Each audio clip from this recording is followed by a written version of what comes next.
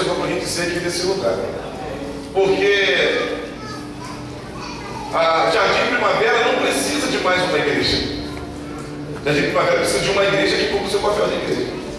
Então a gente precisa saber como a gente está, para a gente poder ver o que a gente precisa ajustar, para a gente poder caminhar. Porque nós precisamos ser uma igreja importante para o reino de Deus. Uma igreja relevante, como estamos falando aqui. Uma igreja que seja de uma importância para esse local.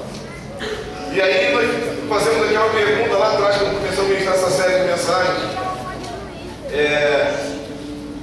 Se você, como igreja, né, quando eu falo igreja, eu estou falando o prédio aqui, estou falando nós, como igreja, cada um de nós. E volto a falar para te dar início ao pontapé aqui na ministração de hoje. Se você, como pessoa, igreja, volto a falar, não você marido, não você esposa, e não você filho ou filho. Porque, volto a falar, até um marginal quando morre faz falta para sua mãe. Até um bandido, Fernando Beiramar, quando morrer vai fazer falta para a família dele. E de alguma maneira ele é filho de alguém, ele é pai de alguém, tem pessoas que vão sentir. Não é essa falta.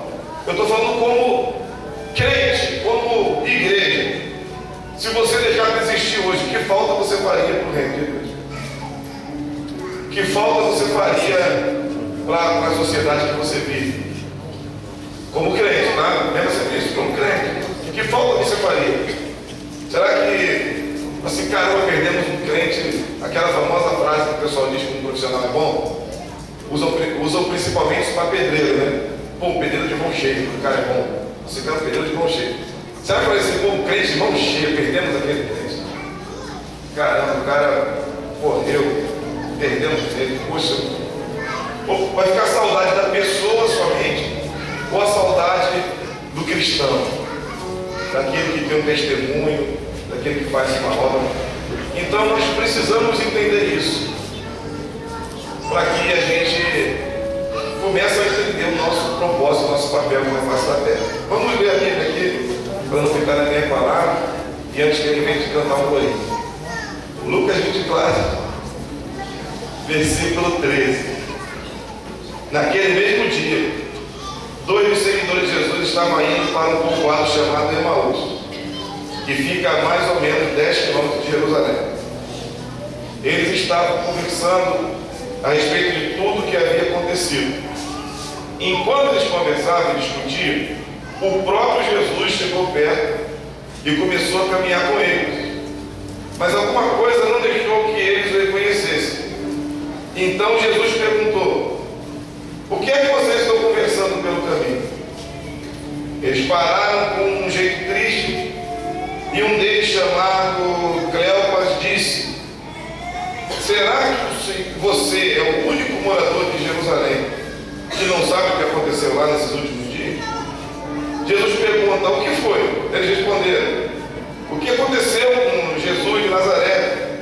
Esse homem era profeta e para Deus e para todo o povo ele era poderoso em atos e em palavras. Eu profetizo no nome de Jesus que você vai entender essa palavra para a glória do nome do Senhor. Quem concorda, diga amém. Glória a Deus. Esse momento aqui acontece logo após a ressurreição de Jesus. Todos sabem, se você não sabe, eu vou te falar. Você está visitando a gente aqui hoje, pela primeira vez, nós estamos aqui primeiramente porque Jesus nasceu, Jesus cumpriu o seu ministério, Jesus trabalhou, Jesus pregou um reino, Jesus foi para a cruz do Calvário, foi condenado na cruz por pregar o reino de Deus. Na cruz do Calvário, Jesus assumiu todo o pecado da humanidade. Ele assumiu a tua falha, a minha falha, todo o pecado da humanidade, ele assume sobre ele. E ali na cruz, ele vence por nós a questão da condenação para o inferno. Ou seja, depois de Jesus, nenhum homem mais está obrigado a ir para o inferno. Só vai para o inferno quem quiser. Antes de Jesus, os homens, quando morriam, nós ouvimos uma ministração muito tremenda sobre isso. Moisés, Arão, Davi,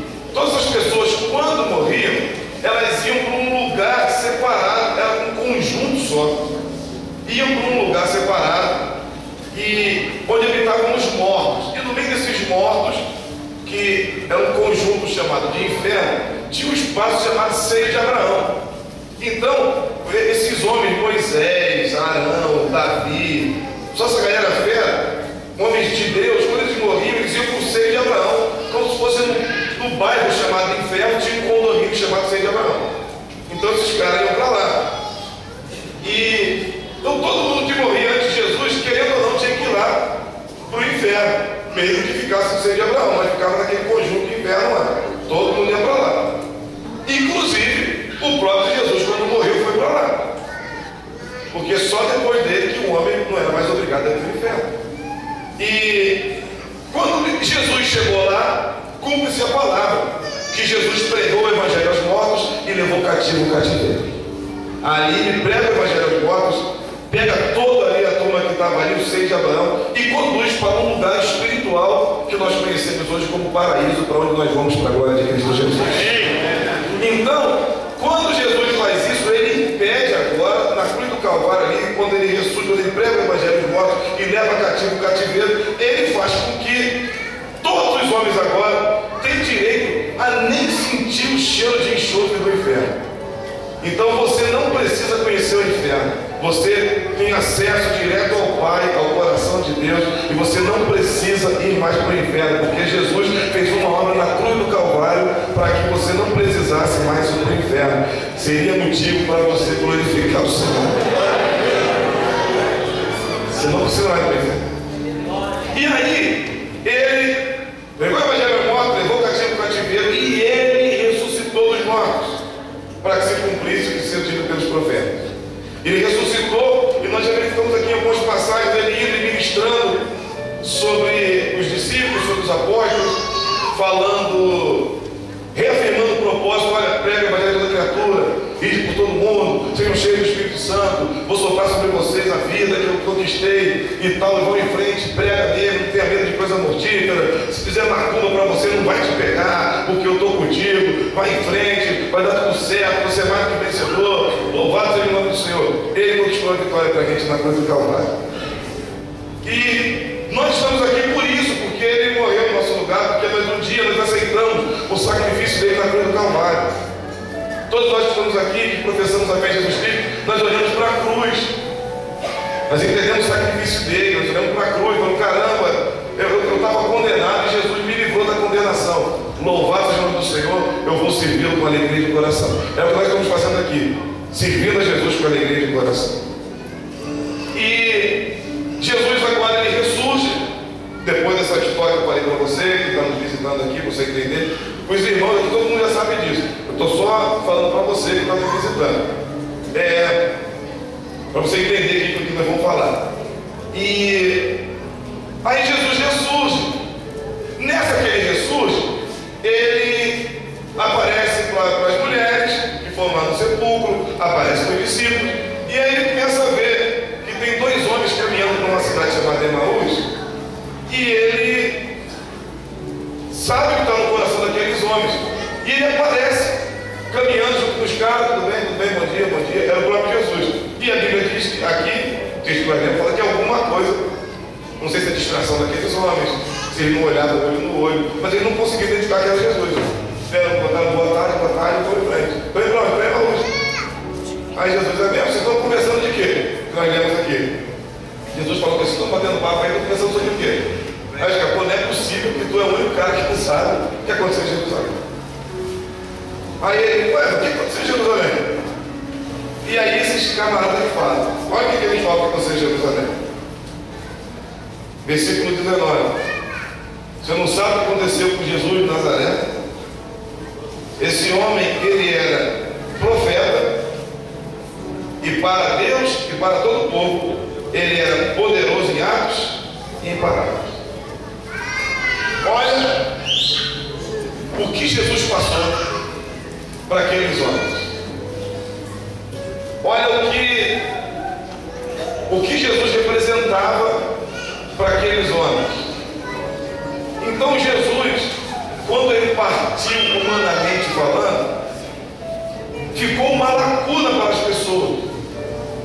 Ficou a lacuna de um profeta, ficou a lacuna de um homem que era poderoso em obras, e ficou a lacuna de um homem que era poderoso nas suas palavras.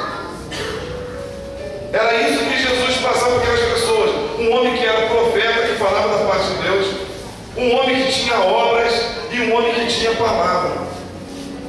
Um homem que falava e fazia aquilo que ele falava. Ele tinha discurso e tinha obra. Ele tinha uma palavra profética, ele falava da parte de Deus. O que ele falava acontecia, o que ele falava da parte de Deus. Então, as pessoas estavam comentando isso. Você não sabe, o discípulo chamado Pedro falou triste. Caramba, você não sabe o que aconteceu em Jerusalém. Ele fala triste, ele se entristece, porque nós perdemos alguém que tinha essa referência. E quando eu olho para esse texto e vejo que Jesus era isso, que Jesus era desse jeito, eu começo a entender que nós precisamos ser desse jeito. Porque a Bíblia fala que nós somos imagem e semelhança. A Bíblia fala que a igreja é o corpo de Cristo. Então, se a igreja é o corpo de Cristo, nós temos que manifestar aquilo que Jesus manifestava. Primeiro, se nós queremos ser uma igreja relevante, a igreja precisa ser uma igreja profética. Você precisa ter uma vida profética. Pastor, o que é isso, uma vida profética? Uma vida que vive a palavra de Deus. Aquilo que você fala é da parte de Deus. Aquilo que você vive é da parte de Deus. Nós estamos vivendo dias que as pessoas têm vivido o que querem. As pessoas não vivem mais o profético. As pessoas fogem do profético, fogem da palavra, fogem do confronto, fogem da cruz. Não vivem o profético. Jesus viveu tudo o que estava profetizado para ele. Ele era um profeta. Ele falava e acontecia até com ele mesmo.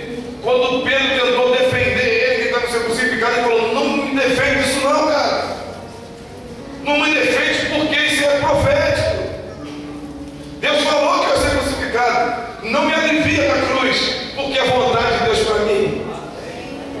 Não me alivia do que eu tenho que viver. Hoje nós verificamos um grupo de crentes, de pessoas que querem fugir daquilo que Deus tem para ela. Você vê aquelas músicas que se cantam: tira-me do vale, tira-me do vale. Eu não falo assim: Senhor, o que o Senhor quer comigo no vale? É no vale que se faz o valente. É no vale que se faz o guerreiro. Mas não quer sair do vale, sair do vale, sair do vale. Então, uma música muito linda. Mas se você analisar direitinho, tem um negócio que você tem que pensar direito. Remove a minha pedra, me chama pelo nome. Nem a pedra te quer remover mais. Jesus, quando chegou lá, falou assim: tirem a pedra. Aí eu chamo Lázaro pelo nome. Na hora de cantar, não, remove a minha pedra também. Remover pedra é muito pesado. Remove a minha pedra, me chama pelo nome. Música linda, linda, linda música. A gente até ministrou aqui. Mas você para raciocinar. Quem é que remove a pedra? Jesus ou você? Hã? Assim, pastor, fala. É você. Quem remove a pedra é você. Jesus nem colocou a mão na pedra. Não sabia de pedra não. Botaram ele aonde? Botaram aqui. Está fedorento já, está vendo? Vai, então tira a pedra aí. Vai ajudar não, Jesus? Não, eu não empurro o carro. Mete a mão aí na pedra aí, cara. Quer que eu faça milagre? Quero. Tira a pedra. Quando tirou a pedra, Jesus falou: agora sim, Lázaro, chega aí no peixe. Lázaro saiu. O que está acontecendo aqui? Estava morto, cara. Está vivo agora. Caminha com a tua família aí para a glória do Senhor Jesus. E foi Lázaro embora. Então a igreja hoje, ela não quer viver o profético. Jesus era conhecido como um grande profeta.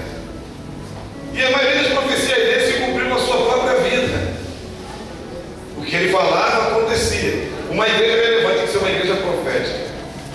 Uma igreja que fala e a igreja que vê as coisas acontecendo. Uma igreja que vive o milagre da palavra do Senhor.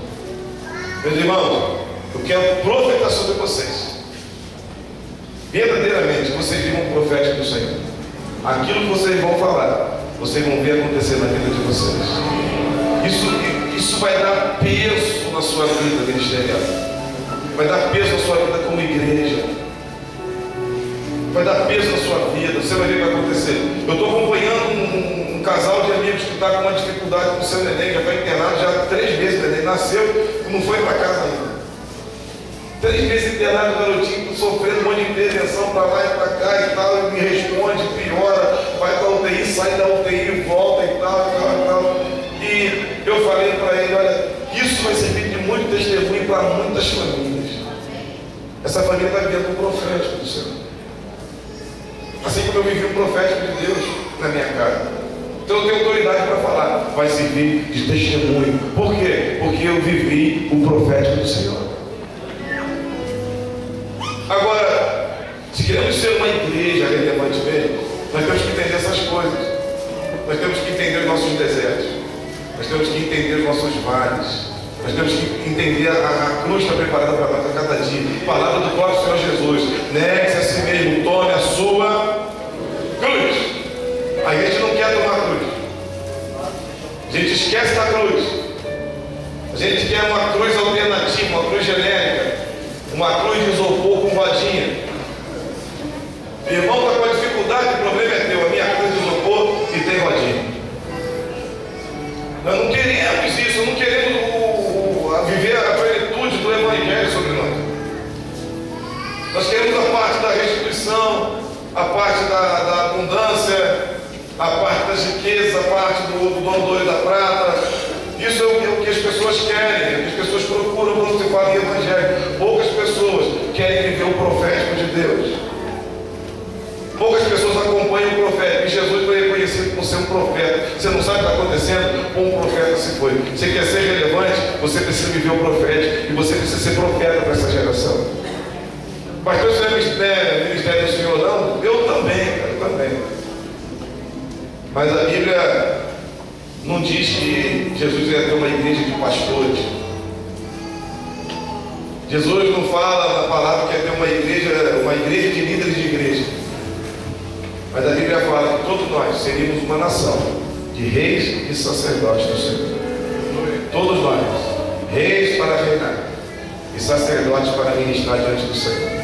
Todos nós, reis para reinar em vida e sacerdotes para ministrar diante da graça do Senhor. Você é rei e você é sacerdote. Eu me converti ontem. Você é rei e você é sacerdote. O mundo espiritual te vê dessa maneira. O mundo espiritual vê uma coroa sobre a sua cabeça. O mundo espiritual vê uma escola sacerdotal sobre você. O mundo espiritual vê as 12 pedras proféticas no seu peito. O mundo espiritual vê você com autoridade. Você que não se enxerga assim. Você que não se enxerga. Mas Deus te vê desse jeito. Se nós queremos ser uma igreja relevante, nós temos que entender nosso papel profético nesses dias. Para a glória de Cristo Jesus. Quanto entendendo, diga amém. Amém. Outra coisa. E este homem era um profeta. E para Deus e para todo o povo, ele era poderoso em obras. Vamos parar aqui nas obras primeiro. Ele era poderoso em obras, poderoso em atos. Poderoso para quem? Para Deus e para quem mais? Para todo o povo. Ele era